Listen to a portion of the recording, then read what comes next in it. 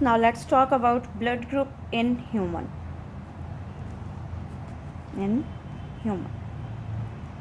Basically बच्चा there are 4 types of blood group. There are 4 types of blood group, that is A, B, AB and O. ठीक है, and these blood groups discovered by Landsteiner. Clear, Landsteiner, clear. और बच्चा इसने जो ये discovered किए हुए हैं, ये किसके बेसिस पे किए हुए हैं? On the mutual compatibility of antigen and antibody. Clear. So blood groups of human based upon mutual compatibility of antigen and antibody. Clear है? ओके अब बच्चा देखो, हम कैसे डिसाइड कर पाते हैं कि कौन से पर्सन का कौन सा ब्लड ग्रुप है? क्लियर, ठीक है। हम इसको थोड़ा डायग्रामेटिकली देख लेते हैं। देखो बच्चा, अगर मैं बात करूं ए ब्लड ग्रुप की, तो हम कैसे डिसाइड करेंगे कि इस पर्सन का ब्लड ग्रुप ए है? बच्चा, जिस पर्सन का ब्लड ग्रुप ए होगा उसके ब्लड के अंदर जो आरबीसीज हैं, ठीक है, उसके सरफेस के ऊपर ए एंटीजन प्रेजेंट होगा। क्लियर है? और उसके प्लाज्मा में जो एंटीबॉडी होगी डेट इज बी। क्लियर। एक चीज़ याद रखना, हम एंटीजन को कैपिटल लेटर से दिखाते हैं और एंटीबॉडी को स्मॉल लेटर से। क्लियर है? और अगर मैं यही उल्टा बोलूं कि अगर ब्लड ग्रुप बी है, ठीक है, तो बी ब्लड ग्रुप वाला जो पर्सन होगा उसके अंदर जो आरबीसीज हैं बच्चा, उसके ऊपर जो एंटीजन है वो बी होगा। ठीक है, और इन प्लाज्मा जो उसके पास एंटीबॉडी है, ठीक है, डेट इज ए। क्लियर है? सिंपल। ठीक है। अगर मैं यही बात करूं ए बी ब्लड ग्रुप की, ठीक है बच्चा, ए बी ब्लड ग्रुप के केस में क्या होगा? जो पर्सन है उसके आरबीसीज के ऊपर ए एंटीजन भी होगा और बी एंटीजन भी होगा। Clear. But in plasma there is no antibody, उसके प्लाज्मा में कोई एंटीबॉडी भी नहीं होगी। ठीक है, कोई एंटीबॉडी नहीं होगी। तो इससे क्या बच्चा, यही इसकी खासियत है। रीज़न, अगर इसके पास कोई एंटीबॉडी नहीं है, ठीक है, तो अगर हम ए बी ब्लड ग्रुप वालों को कोई ब्लड ग्रुप दें, जैसे मान लो मैं उसको ए ब्लड ग्रुप दे दूं, ठीक है, ए ब्लड चढ़ा दूं ए बी ब्लड ग्रुप वालों को, ठीक है, तो आप देखोगे कि वो जो ब्लड अंदर आया है बच्चा, उसके पास तो एंटीजन है, डेट इज़ ए, लेकिन ए बी ब्लड ग्रुप के पास कोई एंटीबॉडी नहीं है उसके साथ लड़ने के लिए। क्लियर। तो एंटीजन एंटीबॉडी रिएक्शन होगी ही नहीं। क्लियर। मतलब ए बी ब्लड ग्रुप जो है, आप देख सकते हो कि वो कोई भी ब्लड चढ़वा सकता है। क्लियर। जैसे फॉर एग्जांपल मैं उसको बी वाला ब्लड चढ़ा दूँ, ठीक है, तो जो बी वाला ब्लड आएगा उसके अंदर, ठीक है, जब उसको चढ़ाया जाएगा तो बच्चा उसके पास एंटीजन है, that is B antigen, but A B के पास फिर से कोई एंटीबॉडी नहीं है लड़ने के लिए। वर्डिंग समझ आई? जस्ट एग्जाम्पल दे रही हूँ समझाने के लिए। तो मतलब हम ये कह सकते हैं कि जो ए बी ब्लड ग्रुप वाले हैं, हम उनको यूनिवर्सल रिसिपिएंट डिक्लेयर कर सकते हैं। क्यों? क्योंकि they can receive the blood from all other groups. Clear है? सो आप कह सकते हो A B blood group is universal recipient, ठीक है, as he can receive blood from all other groups. Clear. और ये कैसे हो पाया बच्चा इसके केस में? बिकॉज जो AB का ब्लड ग्रुप वालों का जो प्लाज्मा है बच्चा, उसके अंदर कोई एंटीबॉडी नहीं है, तो एंटीजन एंटीबॉडी रिएक्शन हो ही नहीं पाएगी। क्लियर है? Reason, the plasma of blood having blood group AB, ठीक है, do not have antibodies. Clear है? सो आप कह सकते हो reaction will not take place, reaction will not take place, है ना, ठीक है, will not take place with the antigen of, जिसने ब्लड दिया है, जैसे कि डोनर। क्लियर है बच्चा? डोनर ब्लड, हाँ जी, डेट्स वाई हम AB वालों को यूनिवर्सल रिसिपिएंट बोल सकते हैं। अब बच्चा अगर मैं बात करूं O ब्लड ग्रुप की, ठीक है, अब ये जो O ब्लड ग्रुप है बच्चा, इनके केस में क्या होगा? जो RBCs हैं, ठीक है, उनके ऊपर नो एंटीजन, कोई एंटीजन नहीं है, ठीक है, but in plasma there is A and B antibodies.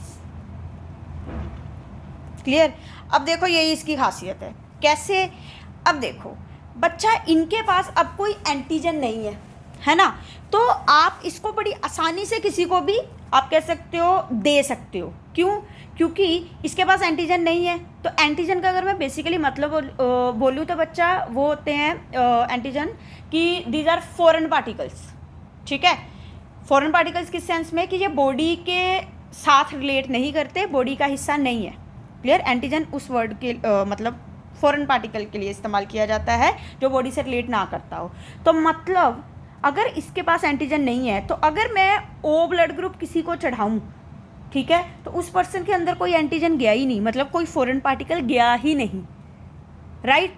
तो अगर उस ब्लड ग्रुप के पास एंटीबॉडीज हो भी, ठीक है, जैसे A और B के पास हैं, ठीक है, तो वो रिएक्शन किसके साथ करेंगे? क्यों? क्योंकि जो ब्लड ग्रुप हमने चढ़ाया वो O है, ठीक है, और O के पास एंटीजन है ही नहीं, तो एंटीजन एंटीबॉडी रिएक्शन होगी ही नहीं। क्लियर? तो मतलब मैं O ब्लड ग्रुप वालों को यूनिवर्सल डोनर कह सकती हूँ। क्लियर है? ठीक है, so a person with O blood group, ठीक है, can give blood to all other blood groups, right? So known as universal donor. Clear है बेटा? ठीक है, ये मैंने इसके लिए क्यों बोला? Because O blood group doesn't contain any antigen, ठीक है, इनके पास कोई एंटीजन नहीं है on the surface of RBCs। Clear? So no reaction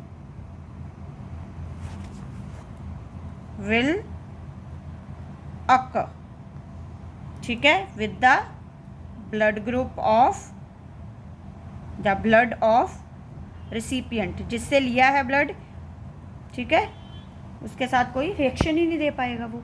तो हम O ब्लड ग्रुप वालों को क्या बोल सकते हैं? Universal donor. क्लियर है बेटा? अब बच्चा आप लोगों ने एक चीज़ और सुनी होगी कि हम ना समटाइम ब्लड ग्रुप को कैसे बोल रहे होते हैं? A positive, B positive, A negative, B negative, जहाँ AB पॉजिटिव, AB नेगेटिव, ऐसे करके, जहाँ O पॉजिटिव, O नेगेटिव, ठीक है। ये जो मैंने ऊपर पॉजिटिव नेगेटिव लगा रही हूँ, ठीक है, ये क्या है बच्चा? ये डिपेंड होता है, एक बहुत ही इंपॉर्टेंट चीज़ है, डेट इज़ बच्चा RH फैक्टर, ठीक है। ये डिपेंड होता है RH फैक्टर के ऊपर। RH फैक्टर क्या है? रिहीसस फैक्टर। क्लियर है? अब ये रिहीसिस फैक्टर क्या है बच्चा? ये एक काइंड ऑफ एंटीजन है जो कि ब्लड्स में पाया जाता है, ठीक है। और इनको सबसे पहले हमने देखा था रिहीसिस मंकी के ब्लड में, डेट्स वाई हम इस फैक्टर को रिहीसिस फैक्टर बोलते हैं। बच्चा ये ह्यूमंस के केस में भी पाया जाता है। अब जिनमें ये फैक्टर होता है, अब उनके अंदर कोई भी ब्लड हो, ए हो, बी हो, ओ हो, ए बी हो, उसके साथ पॉजिटिव वर्ड लग जाएगा। जैसे किसी पर्सन का ब्लड ग्रुप जो है वो ए है और उसके पास रिहीसिस फैक्टर है तो हम बोलेंगे वो ए पॉजिटिव है। और अगर किसी पर्सन के पास ए ब्लड ग्रुप है, ठीक है, मैं जैसे एग्जांपल ले रही हूँ, बट उसके पास रिहीसिस फैक्टर नहीं है तो हम बोलेंगे वो कौन से ब्लड ग्रुप वाला है? ए नेगेटिव। क्लियर है? ठीक है। सो रिहीसिस फैक्टर क्या है? It is kind of antigen found in rhesus monkeys. Clear है? On the basis of presence और आप कह सकते हो एब्सेंस ऑफ RH फैक्टर, ठीक है, ह्यूमन कैन बी, आप कह सकते हो, डिवाइडेड एज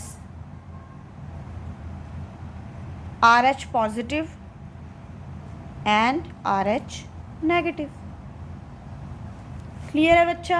अब इतनी का आपको नॉलेज होनी चाहिए।